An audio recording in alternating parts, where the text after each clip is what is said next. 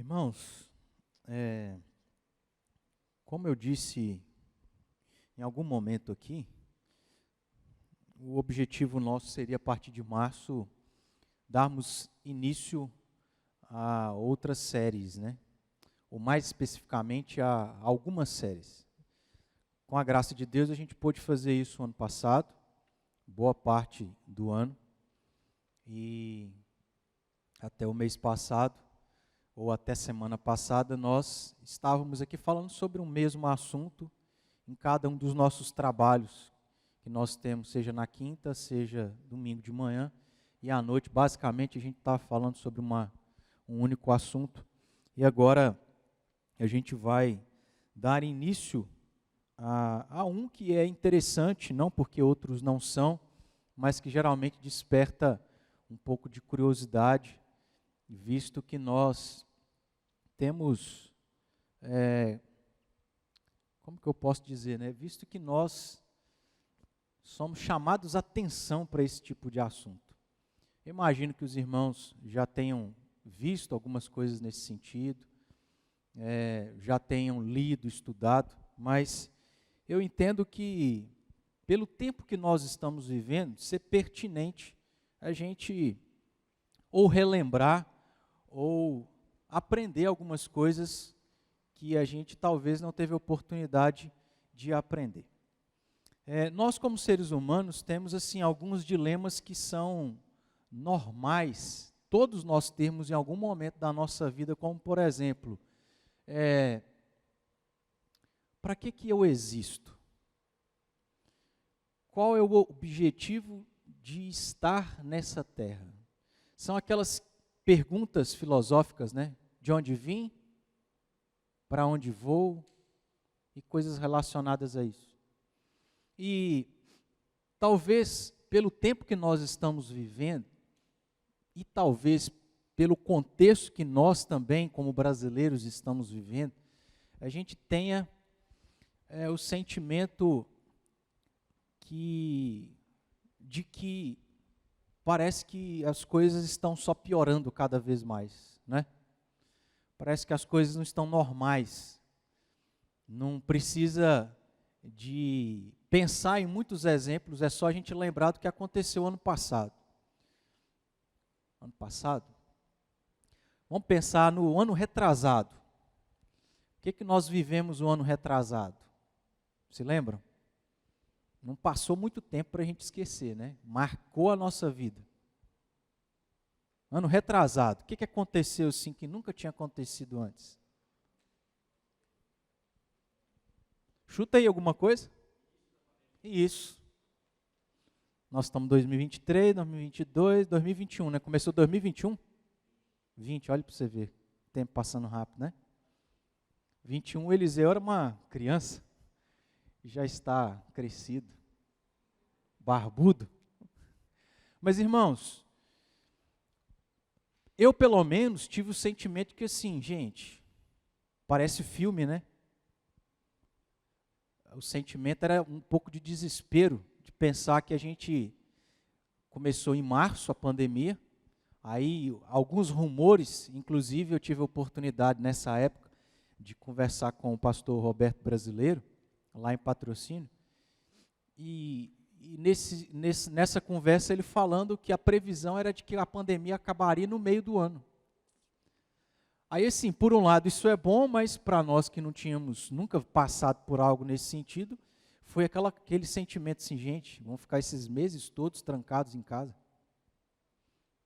E coisas vão acontecendo, pensando na questão política do nosso país, as previsões que às vezes põem medo no nosso coração do que vai acontecer, né? E essas coisas vão trazendo esse sentimento ao nosso coração de que parece que Jesus está para voltar mesmo. Parece que nós estamos vivendo os fins dos tempos. Mas não somente é gerado em nós esse sentimento, mas uma outra coisa que preocupa o nosso coração é a respeito daquilo que possivelmente todos nós vamos experimentar, que é a morte. E essas duas coisas se referem ao que a gente chama de escatologia. Então é sobre isso que eu pretendo aqui com os irmãos caminharmos com bastante tempo ao longo do ano, porque nós vamos observar alguns textos, principalmente do Novo Testamento, ditos pelo próprio Jesus Cristo a respeito desse assunto, e que são pertinentes e importantes justamente por aquilo que eu disse. Nós ou estamos tendo esse sentimento de preocupação a respeito da vida, ou quando ela vai acabar para nós, ou a respeito de quando tudo isso vai acabar, essa realidade. E a gente sabe, como bons cristãos, que à luz da Escritura, para que todas as coisas acabem, tem uma série de coisas para acontecer, e que nós estamos cientes que, de certo modo, não são coisas assim muito agradáveis. Não é verdade, irmãos? E a gente fica naquele dilema assim, eu não sei se eu peço a Deus para não passar pela experiência da morte, mas para que isso aconteça, a grande tribulação, o anticristo vai ter que vir e a gente vai ter que passar por isso, ou se a gente passa pela experiência da morte para não ter que viver isso. E aí a gente fica nesse dilema, né? O que é melhor? Eu não sei. E na verdade eu acho que nem importa o que vai ser melhor, porque Deus já determinou como vão ser as coisas para nós.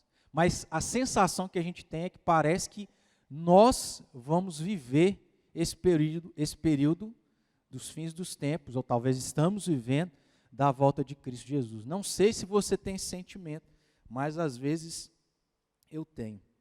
E aí, entendendo que esse vai ser o nosso assunto aqui nas quintas-feiras, hoje, basicamente, nós vamos tratar sobre algumas coisas introdutórias que eu não sei se os irmãos já tiveram conhecimento, mas se for o caso, nós vamos relembrar. Se não for, a gente vai aprender e caminhar juntos. Quando a gente fala que essas duas coisas, né, morte e os fins dos tempos, ou a volta de Cristo Jesus, fazem parte daquilo que é chamado e conhecido como escatologia, é uma palavra meio estranha, que se, por exemplo, a gente usá-la em determinados meios, as pessoas não vão entender o que significa isso. E, na verdade, não é muito difícil da gente entender, pelo menos, a parte final dessa palavra, que ela tem um prefixo e um sufixo. Vamos lembrar aqui do nosso português da infância, né? Então, a gente tem essa palavra onde o prefixo seria escatô e o sufixo que seria logia ou logia. E aí, o sufixo não é difícil da gente entender porque diz respeito a estudo, a conhecimento e coisas nesse sentido. Mas a palavra escatô ou escatós vem lá do grego, né, onde o Novo Testamento foi escrito, aonde a gente encontra não só no Novo Testamento, mas inclusive no Antigo Testamento, essas palavras. E aí nós vamos fazer esse exercício aqui para a gente poder usar um pouco a nossa Bíblia, para a gente entender aquilo que eu acho que a gente já sabe. O que significa escatologia? Já ouviu isso aí? Já aprendeu o que significa? Eu já dei dicas aqui, né? Mas é o estudo a respeito do quê? Isso, os fins dos tempos. E aí olha que interessante, porque como eu disse, existem alguns textos que aparece essa palavra aí traduzida no nosso português, obviamente. A gente vai lá para Isaías capítulo 2, versículo 2, para observar nessa primeira passagem uma palavra sinônima do que a gente acabou de dizer aqui.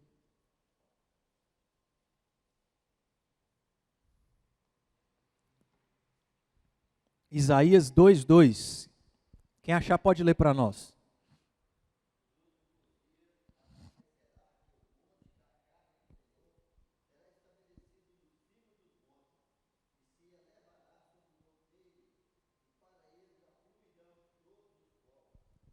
Qual é a palavra aí, Ailton?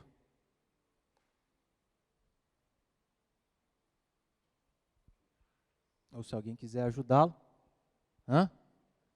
Nos últimos dias.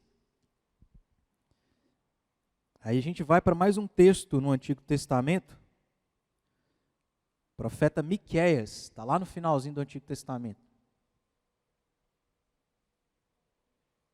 Miqueias, Naum, Abacuque, Sofonias, Ageu, Zacarias, Malaquias. Já achou aí, né, Helder? Mais fácil. Miqueias 4:1. Aproveita e leia para nós, o Helder.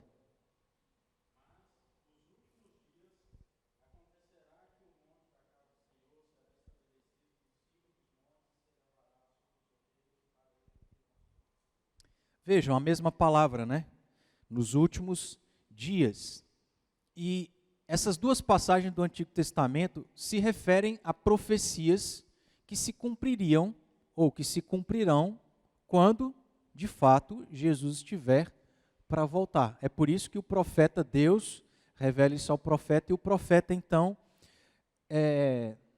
comunica isso ao povo de Israel.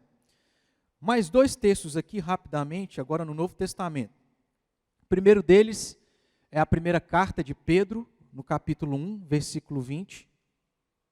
E aí, se algum outro irmão já quiser abrir na outra passagem, é 1 João, capítulo 2, versículo 18. 1 Pedro 1, 20 e 1 João 2, 18. Outro irmão leia para a gente aí, por favor.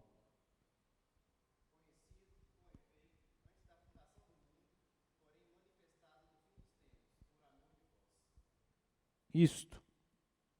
Então veja, né? Conhecido com efeito antes da fundação do mundo, porém manifestado no fim dos tempos. E aí 1 João 2,18.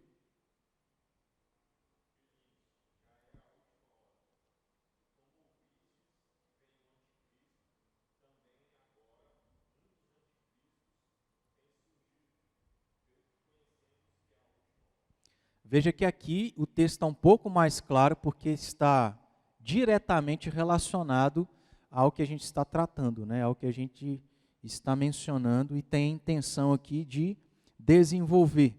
Filhinhos, já é a última hora, e como ouvistes que vem o anticristo, também agora muitos anticristos têm surgido, pelo que conhecemos que é a última hora.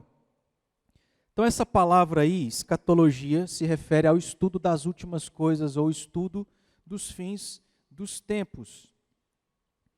E por que é separado, ou por que surgiu essa palavra para se referir a esse assunto?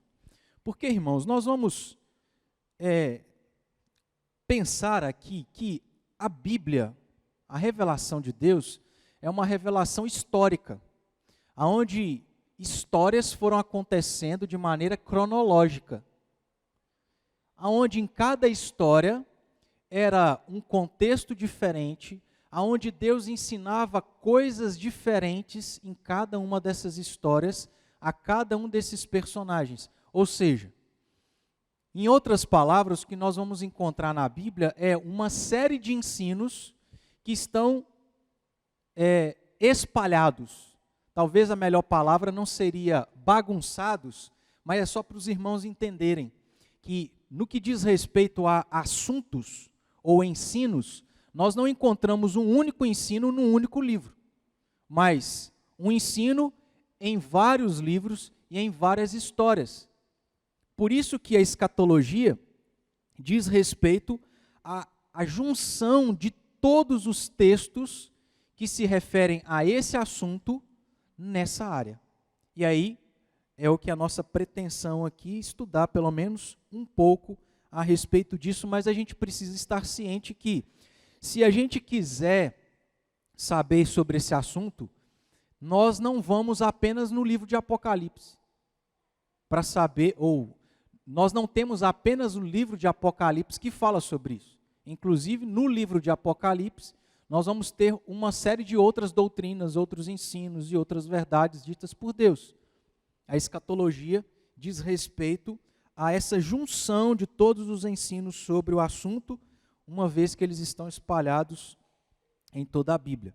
Por exemplo, abra aí em Gênesis capítulo 3, versículo 15, só para a gente entender um pouco melhor a respeito do que eu estou falando e por que a gente tem essa área de estudo específica no que diz respeito à palavra de Deus. Gênesis 3,15, vez por outra, eu cito aí esse versículo. Eu fui obrigado a decorá-lo no seminário, foram um dos poucos que eu guardei, e que fala sobre um assunto, não é sobre escatologia, ainda que se refira a algo que iria acontecer no futuro. Mas, mais precisamente, se refere a um outro assunto. Acharam aí Gênesis 3,15? Quem pode ler para nós? Ou vamos juntos aí, ler? Porém, inimizade entre ti e a mulher, entre tua descendência, o teu descendente, este ferirá a cabeça e tu lhe ferirás o calcanhar. Na hora sim, irmãos, a pressão faz a gente esquecer, tá? Mas eu já mencionei em alguns momentos sobre o que esse versículo está falando. Você se lembra aí, ou na leitura que nós fizemos, a respeito do que esse texto fala, ainda que de maneira não tão clara.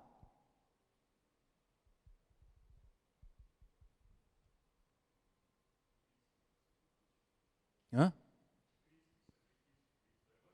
Isso, salvação. Salvação, Cristo, a obra de Cristo, porque o descendente da mulher é Cristo, a serpente é o diabo. Então está falando a respeito de Jesus Cristo, através do seu sacrifício na cruz, aniquilaria, né, o intento do diabo em nos escravizar, coisas relacionadas a isso. Quando a gente vai para Gênesis capítulo 9, versículo 8,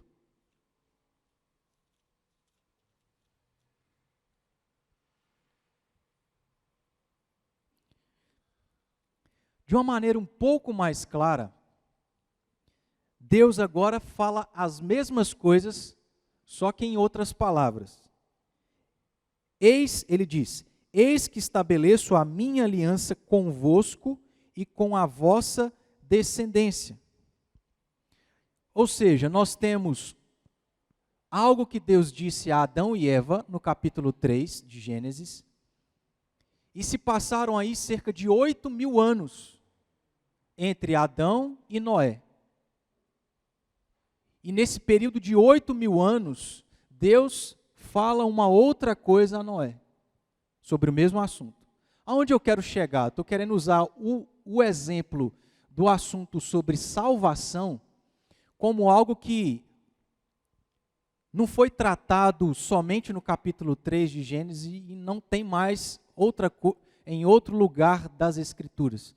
Mas em períodos diferentes, Deus foi falando, ensinando ao povo a respeito daquilo que no Antigo Testamento não estava tão claro. Porque Gênesis 3,15 é uma figura de linguagem. É serpente, é descendente da mulher, é calcanhar, é cabeça da serpente, e por aí vai. Então nós, de fato, precisamos olhar para a Escritura como um livro que é histórico. Não é um livro teológico, vamos assim dizer. Ele não está organizado em assuntos. A teologia sistemática na área da escatologia vai nos auxiliar, porque aí ela agrupa todos os ensinos a respeito dos fins dos tempos. É só essa observação aí que eu queria fazer para a gente poder entender.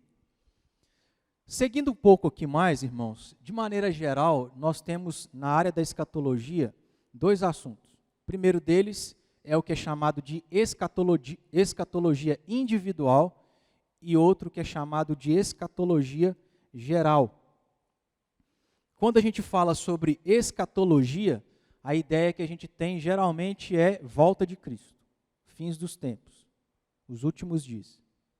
Mas existe uma outra área, que é aquela que nós vamos tratar hoje, até o tempo que a gente puder, que é a escatologia individual, que diz respeito ao fim da nossa vida, ao fim da nossa existência. E o que vai acontecer quando nós partirmos daqui? À luz das Escrituras. Certo? Ficou claro isso?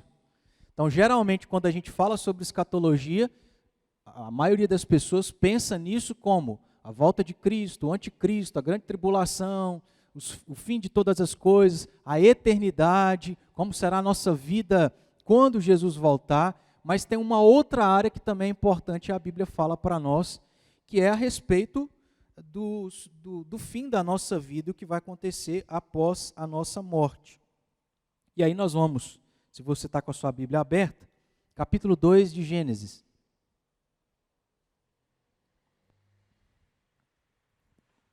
A gente precisa ir para o início da história da criação para entender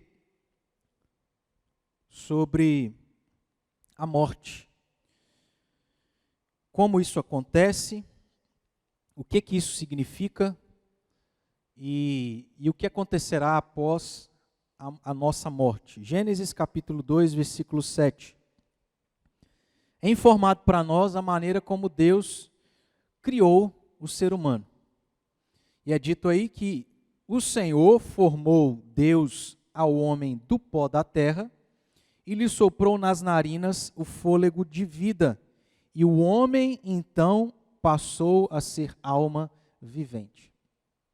Nós temos dois detalhes importantes aqui, e eu já mencionei isso em algum momento.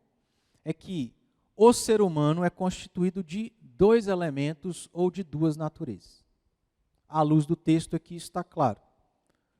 Veja que no capítulo 2, versículo 7, o texto que a gente acabou de ler, diz que Deus formou o ser humano a partir de qual primeiro elemento? Pó da terra. Por meio do pó da terra foi criado o elemento físico, carne, né? O elemento material. Mas nós temos a menção de um outro elemento, que é só por meio do acréscimo desse elemento que é dito que o homem passou a ser alma vivente. Esse elemento, na linguagem do versículo 7, é que Deus, que é um ser espiritual, soprou fôlego de vida. Através da junção dessas duas coisas, há vida. Então, eu estou vivo porque esses dois elementos estão unidos. Seja a matéria, o elemento carnal, físico, seja o elemento espiritual.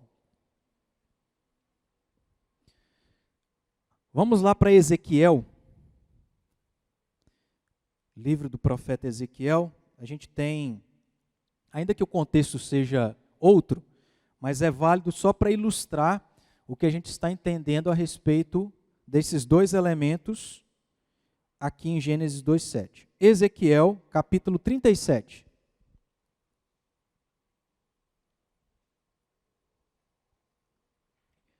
Irmãos, se houver alguma dúvida, se alguém quiser participar, acrescentando algo, fiquem à vontade, porque o objetivo é esse, tá? Da gente participar, conversarmos sobre isto. Ezequiel 37, nós vamos ler alguns versículos. Primeiro, os versículos 5 e 6, depois os versículos 9 e 10. Assim diz o Senhor Deus a estes ossos: eis que farei entrar o Espírito em vós e vivereis. Porei tendões sobre vós, farei crescer carne sobre vós estenderei pele e porei em vós o Espírito e vivereis. E sabereis que eu sou o Senhor. Versículos 9 e 10. Então ele me disse: profetiza ao Espírito, profetiza, ó Filho do homem, e dize-lhe, assim diz o Senhor Deus: vem dos quatro ventos, ó Espírito, e assopra sobre estes mortos para que vivam. Profetizei como ele me ordenara, e o Espírito entrou neles, e viveram e se puseram em pé um exército sobremodo numeroso.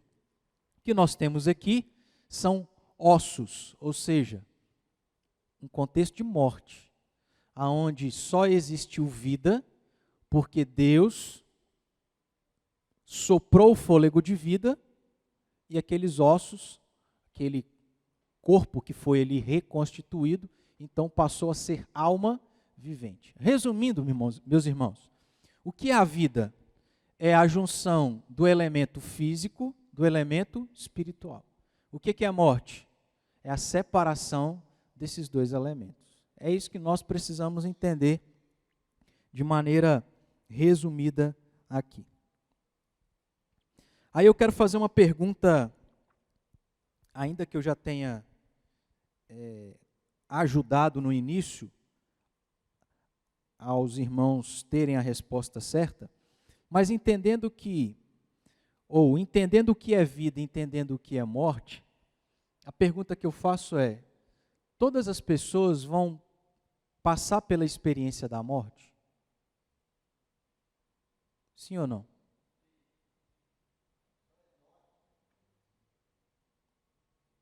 Só Enoque? No geral, todas as demais vão passar pelo processo da morte. O que os irmãos acham? Alguém discorda?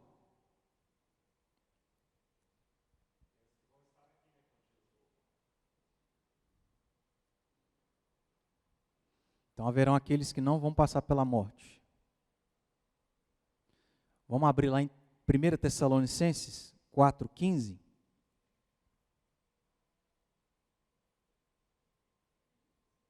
1 Tessalonicenses 4,15.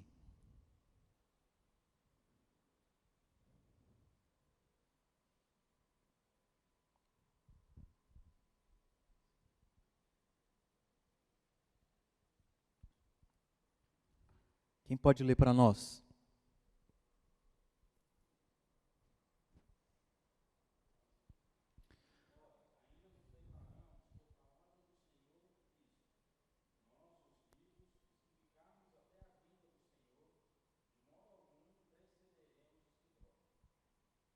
Então veja, Paulo está tratando com os crentes dessa igreja a respeito de um assunto da escatologia que eles tinham dificuldade de crer, que era a respeito da ressurreição dos mortos.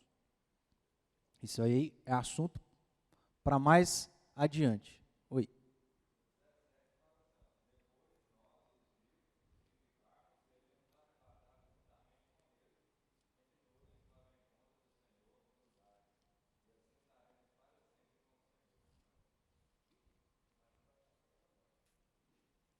É o que eu falei no início, lembra?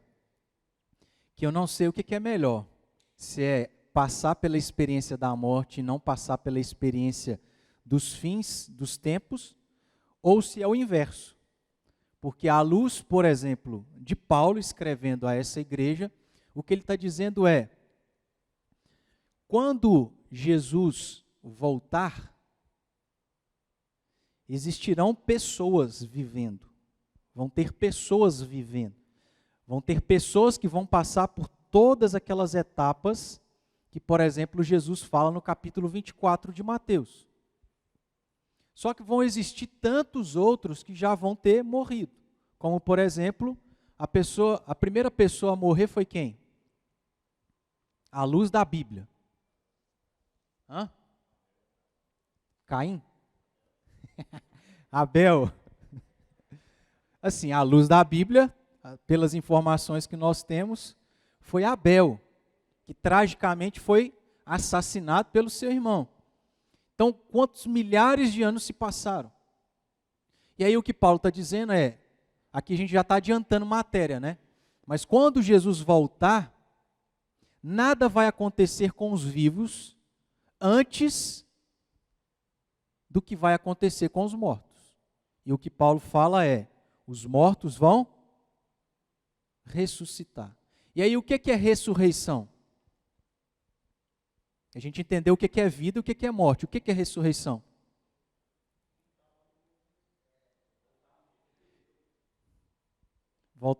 Vamos pensar nos dois elementos? O que é ressurreição? Exatamente. Só que o detalhe, respondendo à pergunta, é que alguns não vão passar pela experiência da morte. Exceto os dois casos mencionados pelo Ailton, Enoque e Elias, que foram arrebatados, né? E aí é uma discussão pelos estudiosos de que até mesmo eles, nesse processo aí, morreram. Mas não vem ao caso, mas o que a gente entende é que provavelmente não morreram, não passaram por essa experiência. Então, é um detalhe aqui para a gente entender, porque às vezes algumas pessoas vão ter essa compreensão de que todas as pessoas vão passar pelo processo da morte, mas à luz daquilo que Paulo fala, não será assim com todos. Prosseguindo aqui, irmãos, para a gente tentar ver se encerra, como nós entendemos o que é vida e o que é morte, então, à luz das Escrituras, o que acontece, isso não é muito difícil para a gente entender. Nós, como crentes, por estudarmos, ouvirmos e lermos a Bíblia, a gente sabe um pouco disso, mas tem alguns aspectos aqui importantes para a gente considerar, para isso acrescentar a nossa compreensão do que será ou como será a nossa vida após essa morte. Se morte é a separação do corpo e da alma, o corpo vai para onde? Vamos abrir aí em Eclesiastes capítulo 3.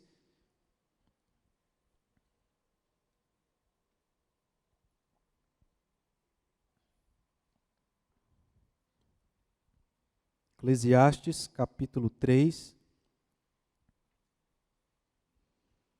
versículo 20.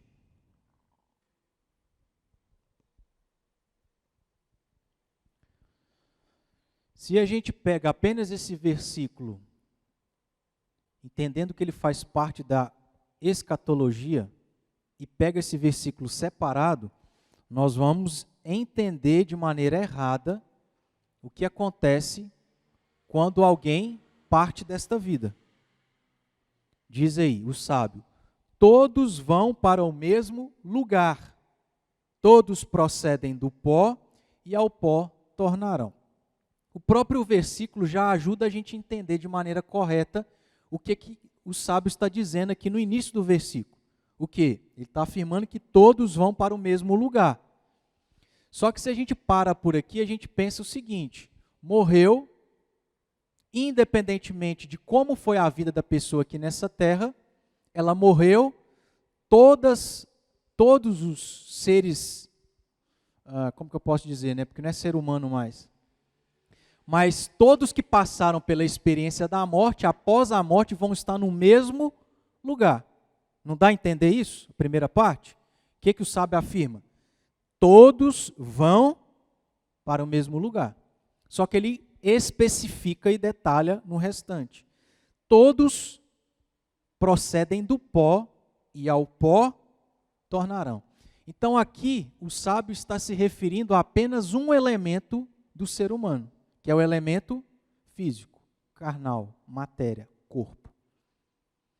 Todo ser humano que passa pela experiência da morte, a parte física e natural vai para o mesmo lugar, que é o pó da terra.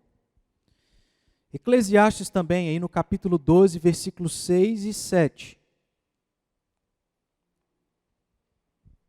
De maneira figurada, o sábio fala sobre isto através dessas palavras poéticas aí, né? Antes que se rompa o fio de prata, e se despedace o copo de ouro, e se quebre o cântaro junto à fonte, e se desfaça a roda junto ao poço, e o pó volte à terra como o era.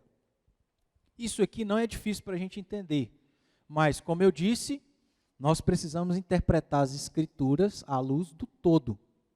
Não dá para pegar metade do versículo 20 do capítulo 3 e achar que morreu, todo mundo vai para o mesmo lugar.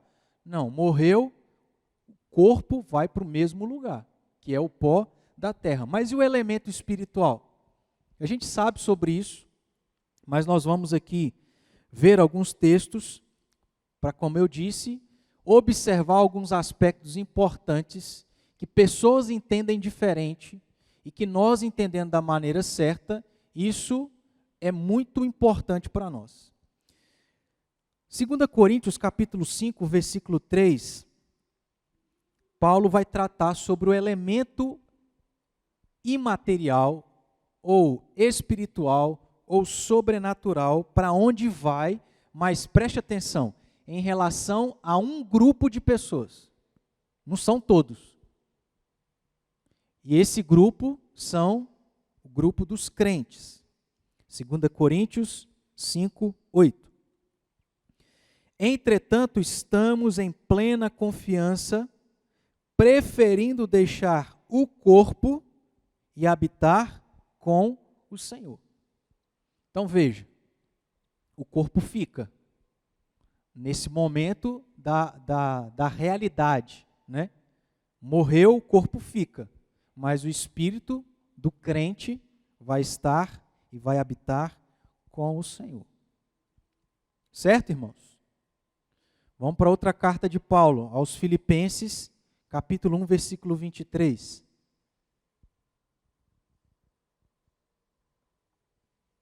Aí nós temos Paulo aqui, naquele conflito, né? Que nós pensamos no início. O que é melhor? Não morrer e passar pelo processo todo até a volta de Jesus Cristo, ou morrer para não passar por todo esse processo até a volta de Jesus Cristo? Filipenses 1, 23. Ora, de um lado, ou melhor, de um e outro lado, estou constrangido, tendo o desejo de partir e estar com Cristo, o que é incomparavelmente melhor. Mas ele vai dizer, né? Não sei se eu fico ou se eu parto, né? Mas aqui ele já está dando a sua opinião pessoal de dizer, prefiro passar pela experiência da morte para estar com o Senhor na eternidade. Vamos também para Lucas 23, 43.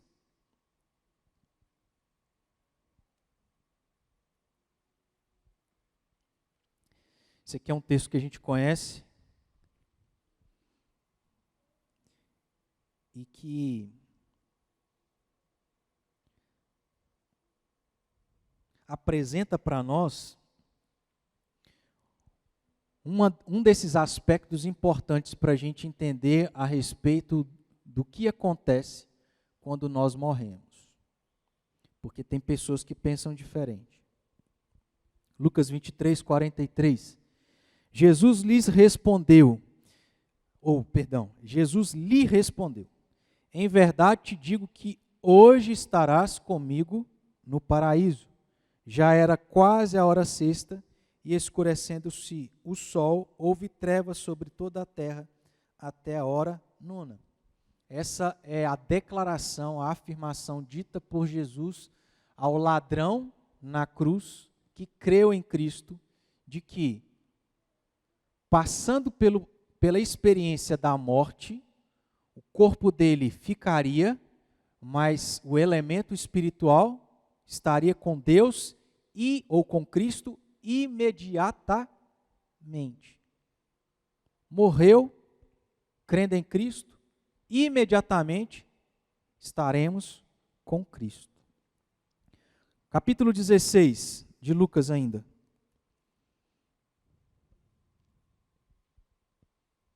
É uma parábola, e parábolas nós não pegamos tudo que é dito na parábola como teologia e ensino. Mas nos versículos 20 e 22, nós temos aqui um outro aspecto importante para a gente considerar sobre a morte, o que acontece com aqueles que morrem crendo em Cristo. Havia também certo mendigo chamado Lázaro, coberto de chagas, que jazia à porta daquele. Aconteceu morrer o mendigo e ser levado pelos anjos para o seio de Abraão. E aí nós temos em toda a parábola, né? Por exemplo, eu sempre confundo aqui, o rico, né? Aonde ele está totalmente consciente de onde ele estava. Totalmente consciente de que se pudesse ser dado a ele a oportunidade de pregar aos seus familiares, ele gostaria de fazer isso, para que os seus familiares não estivessem no mesmo lugar que ele estava. E aí, a gente então, observando os textos todos, né, 2 Coríntios, Filipenses e os 2 textos de Lucas, nós temos aqui, irmãos, verdades ditas por Deus a respeito do que acontecerá quando o crente morre, de que, por exemplo, ao morrer, ele não está inconsciente, mas ele está totalmente consciente do que está acontecendo, de onde ele está, de quem é Deus, e coisas relacionadas a isso. E por que é importante a gente observar esse aspecto aqui nesses versículos, ou nesses textos? Porque existem pessoas que creem que ao morrer, a pessoa está em um sono da alma. Ela não está consciente, porque ela está apenas dormindo. E aí, por exemplo, se a gente pega aqui o texto de Tessalonicenses, o apóstolo Paulo fala sobre aqueles que dormem, não fala? Só que como que a gente entende isso que Paulo fala aqui em Tessalonicenses à luz daquilo que a gente pode observar aqui, por exemplo, no Evangelho de Lucas, que é um sentido figurado, mas não literal. Quando nós morremos, vamos nos lembrar do que Jesus falou para o ladrão na cruz. Hoje mesmo estarás comigo. Na parábola aqui de Lázaro, do mendigo, tanto um quanto o outro, apesar de terem ido para locais diferentes, tanto um quanto o outro estão conscientes. Um está lá vivendo as bênçãos de estar com Cristo, e o outro está sofrendo as maldições por causa do pecado. Existem pessoas que creem no sono da alma, e existem aqueles que creem na aniquilação da alma. Ou seja, morreu, acabou, não acontece mais nada. O que a gente crê à luz das Escrituras é que morreu, nós estamos conscientes e com Deus na eternidade. Certo, irmãos? Avançando aqui, só para a gente concluir então. E em relação aos descrentes, nós temos na própria parábola de Lucas capítulo 16, os versículos 19, 22 e 23. Que dizem: Ora, havia certo homem rico que se vestia de púrpura e de linho finíssimo e que todos os dias se regalava esplendidamente. 22. Morreu também o rico e foi sepultado. Então, o que foi sepultado foi o elemento material. O elemento espiritual, versículo 23. No inferno, estando em tormentos, levantou os olhos e viu ao longe Abraão e Lázaro no seu seio. O que a gente precisa considerar aqui é que, tanto para quem crê quanto para quem não crê, morreu, o local onde eles estarão, que é quem crê o céu, quem não crê o inferno, estão conscientes e já ou gozando das bênçãos que Cristo alcançou na eternidade, ou sofrendo por causa dos pecados não perdoados na vida e no que fizeram. Sendo assim, irmãos, a gente pode olhar para essa realidade, aonde seja passando pela experiência da morte, seja não passando, mas vivendo tudo aquilo que vai acontecer quando Jesus estiver para voltar, sempre com a esperança que em várias ocasiões, em vários contextos e situações, Deus sempre apresenta para nós como consolo para a nossa alma. De que não importa o que nós vamos passar, o que nós vamos experimentar, o que nós vamos viver, a dor ou o sofrimento, não importa por quanto tempo, crendo em Cristo Jesus, nós temos a esperança, a certeza de que estaremos conscientes, experimentando das bênçãos alcançadas por Cristo Jesus na eternidade. Mas, por outro lado, que eu creio que não é o nosso caso, para quem não creu em Cristo, precisa estar ciente de que imediatamente após essa vida é sofrimento eterno. E aí precisa aproveitar as oportunidades enquanto é tempo, porque depois que morreu, não tem salvação. Acabou. É para esta vida e para essa realidade.